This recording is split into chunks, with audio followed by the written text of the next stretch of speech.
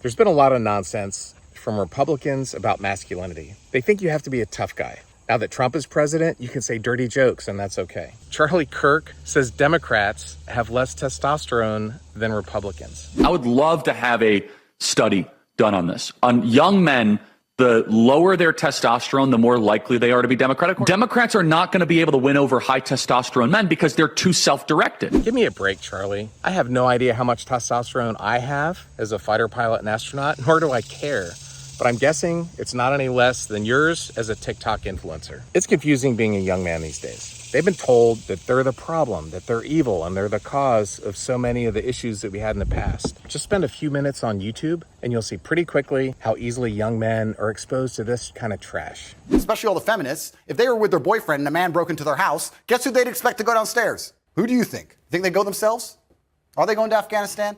No, we send men to do these things. And this kind of stuff resonates with young men for a lot of reasons. The people who make it say they're just pushing back on wokeness and parts of our society that they think unfairly blame men for our problems. And it lands with so many impressionable young people because it targets their insecurities at a confusing time in their lives. This isn't a normal pendulum swing from an era where honestly political correctness had gone too far. This is a lurch way too far in the opposite direction. It's people preying on young men for their own profit, and it's nothing more than a disgusting grift. There's nothing worse in my mind than a bully. And that's exactly what Donald Trump is. He's not a real man. He picks on people weaker than himself. He was a draft dodger. He wasn't willing to go do his duty when his country called. Instead, he got his daddy to lie on his behalf and get him out of his service. And now that he's president, he goes around acting like a tough guy. He pretends like the soldiers are on his side and that he loves them. But these are the very soldiers that he despises deep in his heart. He calls those who made the ultimate sacrifice losers. He didn't respect John McCain because he was shot down. So I never liked him as much after that because I don't like losers.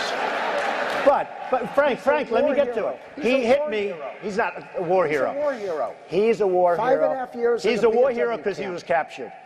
I like people that weren't captured, okay? I hate to tell you. I can tell you that there's not one person in MAGA that can hold a candle to the character of a man like John McCain. That is the definition of true masculinity. And Trump and MAGA and Charlie Kirk and all the rest of them are the opposite. Pete Hegseth can post all the workout videos he wants, and that does nothing to change the lack of character he shows on a daily basis. You know what? I've made mistakes.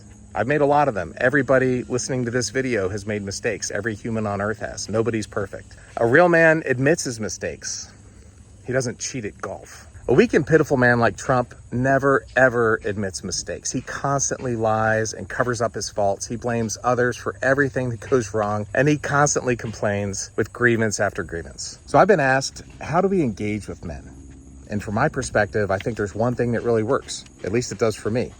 I need a mission in life. In the 90s, my mission was being a fighter pilot and protecting democracy. In the 2000s, it was raising my kids. In the 2010s, it was exploring space. And now my mission is to help fix our democracy. An important way we can engage with young men is to give them a mission. This country needs to build millions of new housing units. There's a mission. We need millions of new healthcare workers. That's a great mission for young men and women. We need to defend ourselves from a growing authoritarian threat from Russia and China. There's a mission for all young Americans. You know, American families need dads to be strong and to thrive. There are endless missions for young men to pursue if we're going to realize our American dream.